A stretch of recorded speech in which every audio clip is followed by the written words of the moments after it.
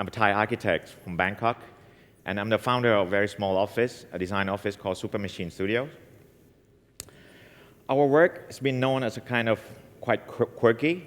It's ranged from architecture design to interior design, art design, and music festival design. Many of these projects you've seen in this image are our work. It's very diverse, but it shares one thing in common, one thing. It's created from very simple concept by observing what's going on in our society. And today, I'm going to talk about how I convert what is seen every day in everyday life into my architecture. I was born in Ubon Ratchathani, 600 kilometers to the east of Thailand, small city. Being born and raised there for 12 years allowed me to appreciate the beauty of being simple. A tricycle like this is what brought me home from school every day. It was 2 kilometers. Took half an hour. And I mean, I can still remember very well how tough it is for the rider to kick the pedals for a small guy like me every day. Then I started to appreciate the beauty of being simple after I went abroad to study architecture. If you compare left to the right image, people were talking so much how much life in the developing world is so different from the developed ones. I emphasize working. If you compare these two, the tricycle seems to be working quite fine. It's much more charming, right? Transporting vegetable. So when I come back to Thailand and found my office, I start to sort of fell in love with being simple again. And have to say that I've been lucky enough to use it as a materials of my work in a daily basis. So, firstly, I'm going to talk about robots. I think everyone knows this. This is a scarecrow, a very simple robot. What does it do?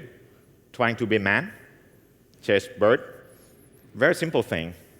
It works, not for all birds, but for some, it does. What about this? It's Lieutenant Silence, a.k.a. fiberglass police, a.k.a. fake police. What does it do? Same as a scarecrow. Trying to be police. And again, it works. Not for everyone, but for me. There's one near to my place. It's always at the same place. Whenever I pass by him, I slow down my car, knowing exactly that this is the same fake police.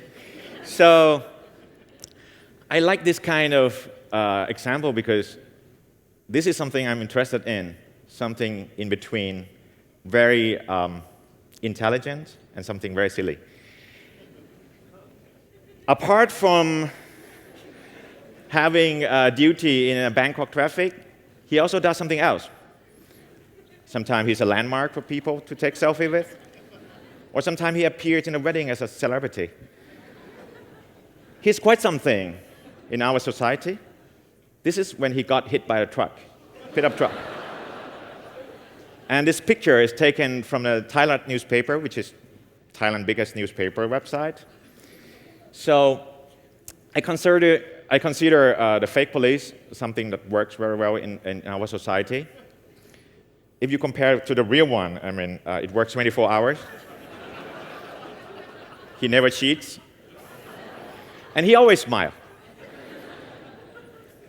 Even during the accident, you know. So when we got a chance to design a Big Mountain Music Festival, it's the biggest music event in Thailand, 5 years ago. It's a 3-day, 2-night event in Saraburi. And there are 150 artists performing on 6 stages. And there are 40,000 audiences. We think it's a good chance to apply this silliness throughout the event. And we want to do, on one of the stage, a giant robot in our own version. Of course, it has to be very simple, like the fake police. The more simple, the more fun. So, this is a version of our robot. It's in the shape of the cow. Why cow? Because The cow is a symbol of the area where they're doing a lot of cattle farm over there. And what does this robot do? It does a very simple thing. It shakes head, it flicks eyes, and it moves the tail, just according to the artist's performance. Okay, how high is the, well, we also named him Mr. Steak. I consider him architecture because I'm an architect, and it is 16 meter high, 5-story, 6 people living in it, 2 days and 2 nights. We install 2 kilometers of Christmas light as its skin. We also putting the mirror ball in 2 of his eyes so he can make frung fring eyes. How to translate frung fring? It's sweet eyes, let's say.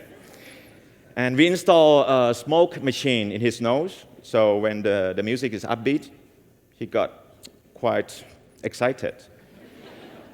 And when he's shy on love songs, his head turns red. It's very simple. He was crying there. He was shaking head, getting a cold.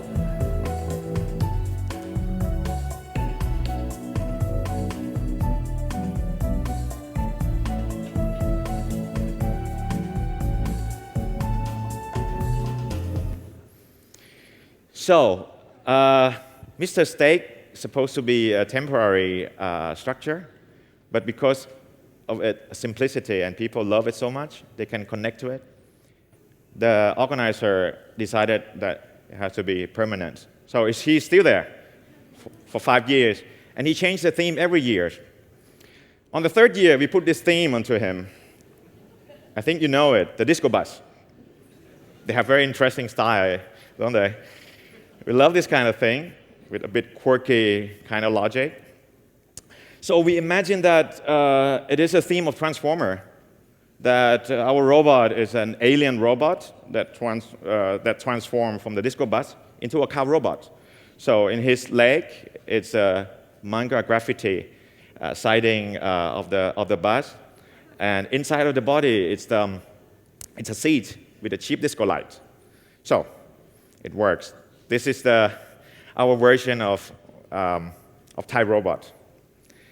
The second project I want to talk about today is a project in a university.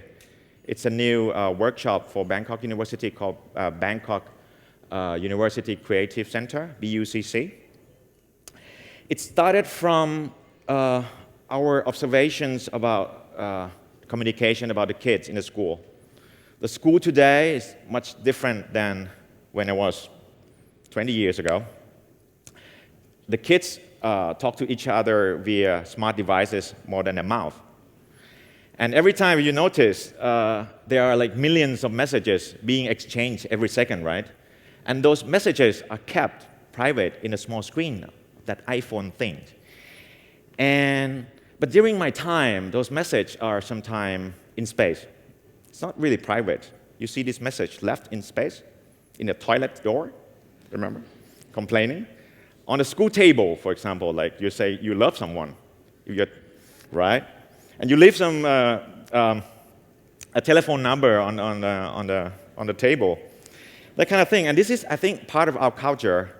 And somehow when you read those messages, it always make you smile, like this.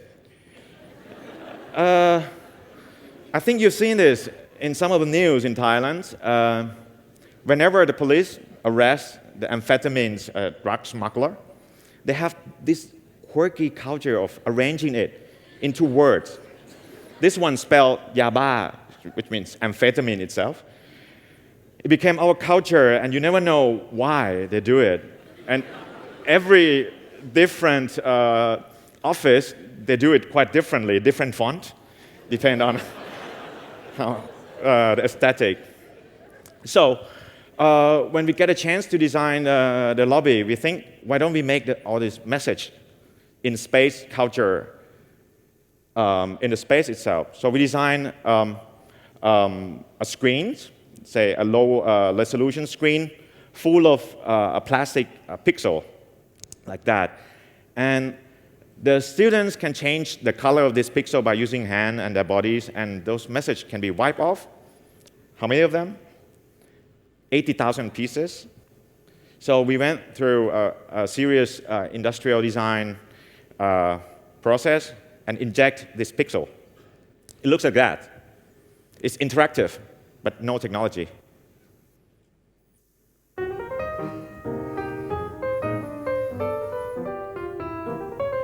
We call this lo-fi pixel wall.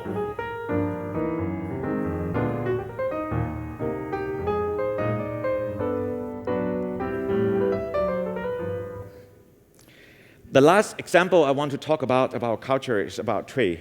The trees in our cities. The right one is a lucky tree. The left one is unlucky ones. You know what happened in the city of Thailand is that they plant the trees in the same line as electrical wire, right? And whenever the trees reach the height of electrical wire, they send someone to cut them. The lucky one that can dodge the wire, you can stay there. But if you are unlucky, you'll be cut quite badly at the trunk. So it seems to be that trees and wire in Thai society are kind of enemies. So what we want to do is to make them live together. How? We make holes in a tree. How do we do that? It's very simple. We make a tube. It's insulation tube. We put them on the trees where the electrical wire go.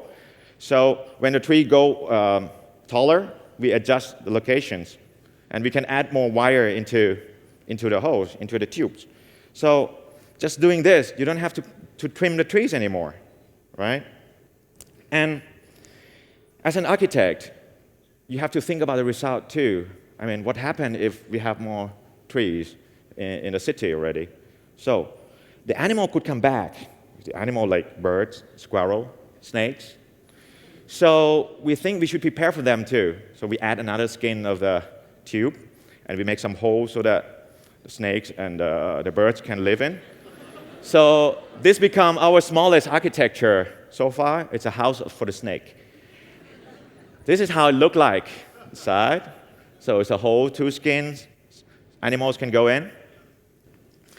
This is a typical tree of our city. This is Phetchaburi Road. The tree is always small because it's being cut. It should be like that. If you have a good operation with it, if you think about it, it should be like that, and we can have pretty green metropolis. This is a typical picture of the street of Bangkok. And imagine, it's quite green. So, thank you.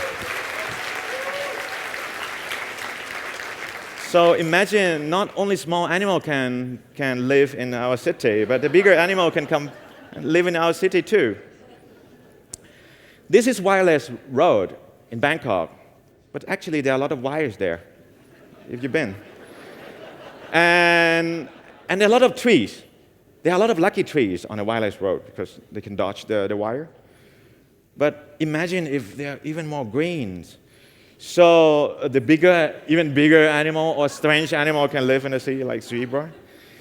So from a very simple thing, I think my architecture on banality or on everyday life is making points here. And by observing very carefully about what's happening around us every day, I think we can stop complaining about our culture, start appreciate it, and we create something good for today and also for tomorrow. I love my culture. This is very beautiful. Thank you.